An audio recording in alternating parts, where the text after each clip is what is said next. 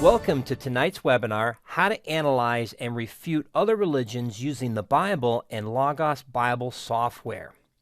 Now, what is the purpose of a webinar? First, we're going to provide training to use Logos Bible Software. We're going to provide training so you can study the topic for yourself. There's no way we can exhaust this topic tonight, but I'm going to give you the tools and the strategies and the directions you're going to need to go in depth for your own personal circumstances.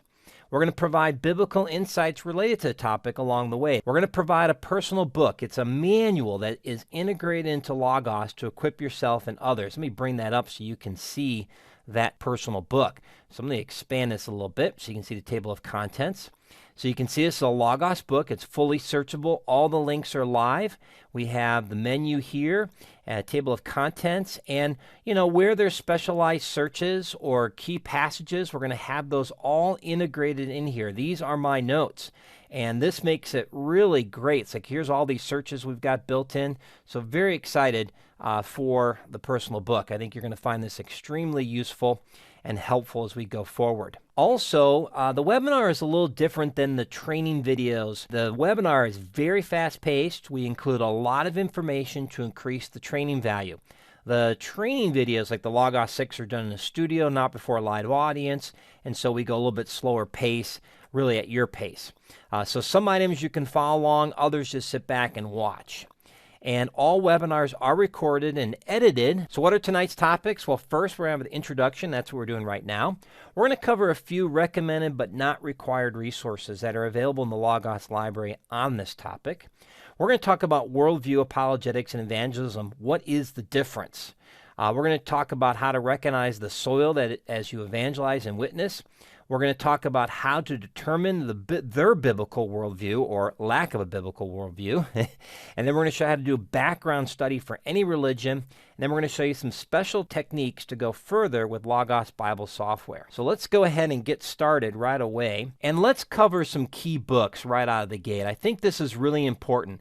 So let's first just show you how to do a basic search in your library to see what books you already own that discuss this topic of world religions. So let's go to search and let's go to basic search. Now, if you're in Logos 6, you want to make sure that you choose all resources. In Logos 5, it's entire library. So both will get you there. And let's go ahead and type in for the find box a very specific phrase. So we're going to type in world view and the capital word or, so there's a space before and after, and then we're going to put in world religion. And this can be a very useful search. So worldview or world religion.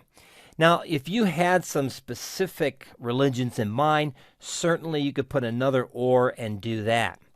Now you notice, and this is very fascinating, may surprise you, look at all these books that came back. We've got commentaries. If we scroll down, most of it is commentary. So that means that within your library, kind of seasoned and peppered throughout your library, there's going to be discussions on various world religions.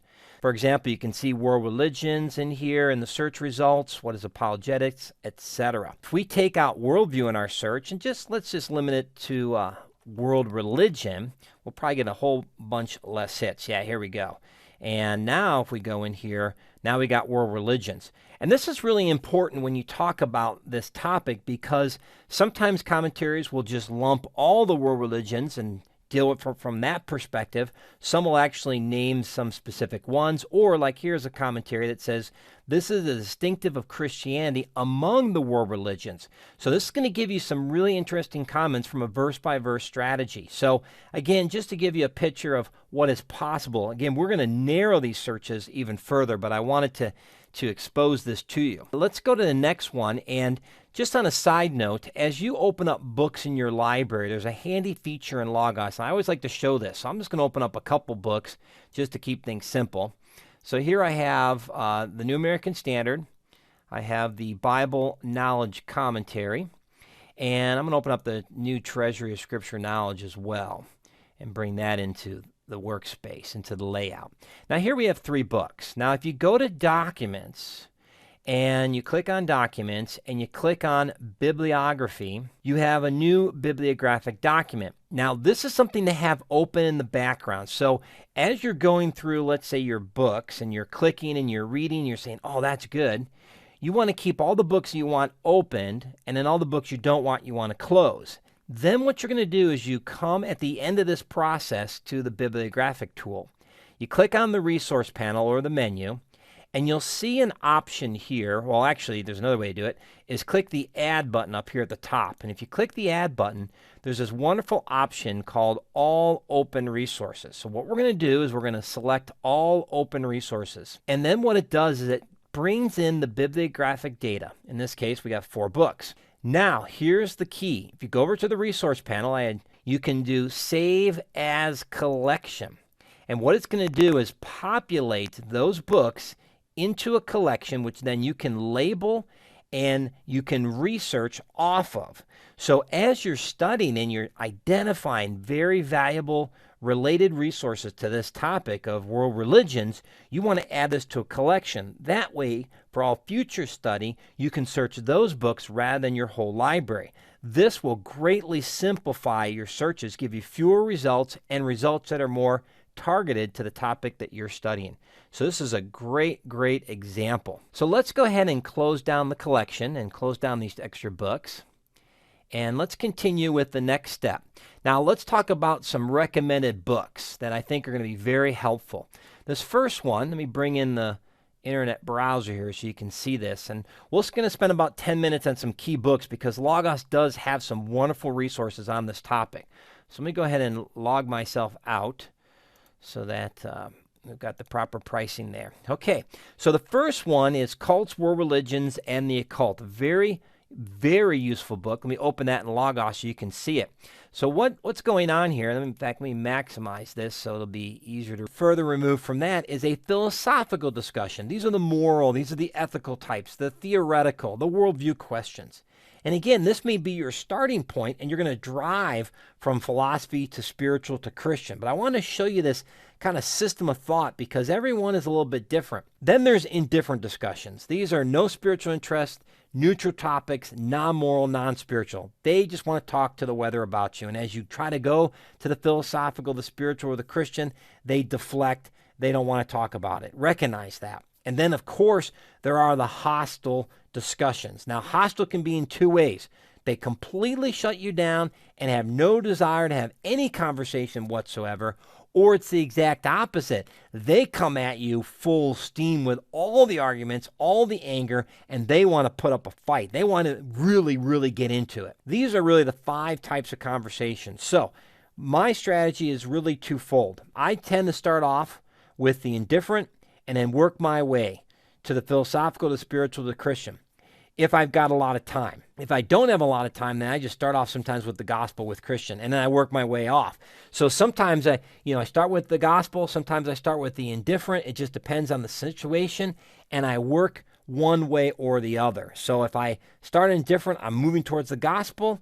If I start in the gospel, but I'm getting deflected, I move out one circle to spiritual. If I get deflected, I move to philosophical. And if I get deflected, I move to the indifferent. And I recognize that I'm avoiding a hostile discussion. Okay? Very, very good strategy there. Now, how do you knock on the door? Notice that after you've established some kind of personal relationship, here are some probing questions to change the focus of the conversation to determine the spiritual door. So, for example, out of curiosity, do you have any interest in spiritual issues?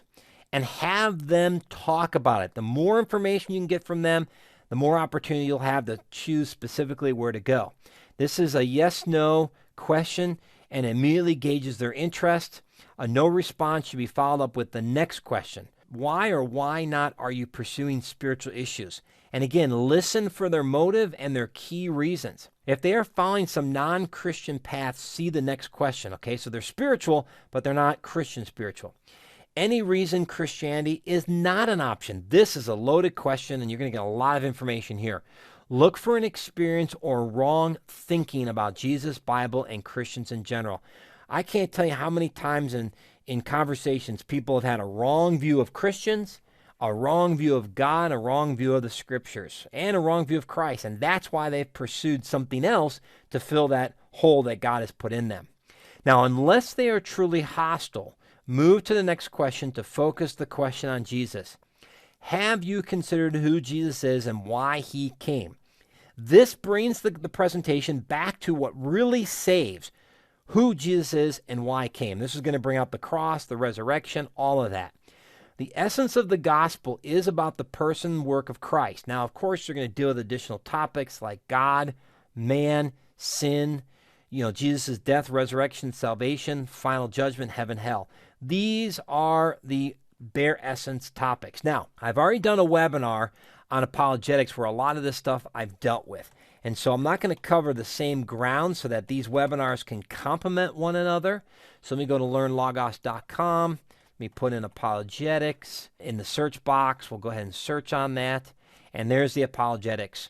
So this is going to be a good complement to the webinar that we're dealing with tonight. So just be aware of that. Another excellent book on cults, pseudo-Christianity, East Asian religions was that one I mentioned earlier, Ron Rhodes. Here are 9 key worldview questions. These themes you must be prepared to discuss. Okay? Worldviews can be broken down to these 9 key questions. And here they are. The first one is the knowledge question, or the fancy academic term is epistemological. Now, I have the search here for you. Now, I'm searching all my resources for epistemology, special revelation, bibliology. These are the main themes. Now, you can narrow this topic search, let's say, to your systematic theology resources. We could do that and then just focus there. By searching on specific collections, you can narrow your search results and get very specific answers. You need to know where information comes from. I'll just give you just something practical that I've learned from my reading that's very helpful. Information either comes from without or comes from within. If it comes from within, at the end of the day, it's coming from man, right? From man's imagination. If the source is ultimately man, not a dream, not a vision, okay, not something supernatural, then the argument goes like this. If it comes from man, we know man is in air, therefore you cannot trust the information. Very important worldview, great response. That's a very oversimplified response, but it's very important. Now, if it's coming from without, you have to ask the question, where? Is it coming from another man from without? Is it coming from something other than man? What is it? Is it coming from an angel, a demon? Or is it coming from God? Or from something else? Very, very important. Where does the information come from? And then ultimately you want to ask, well, who is giving that information? Is it a logical, rational, knowable person? And how do you test that information is true or false? This is at the heart of the epistemological questions, the knowledge. Very key. The next question is the creation question, cosmology.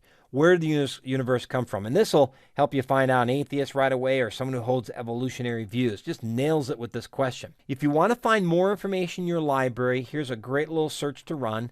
Cosmology or origins or 6 days or creations. Again, I'll just search my resources, all of them. Those are the key terms, and this will get you back some great search results. The next one, you can see there's quite a bit there. Of course, because we're using 6 days in creation, we're going to get a lot of Genesis text backs and so forth. The next question is the God question.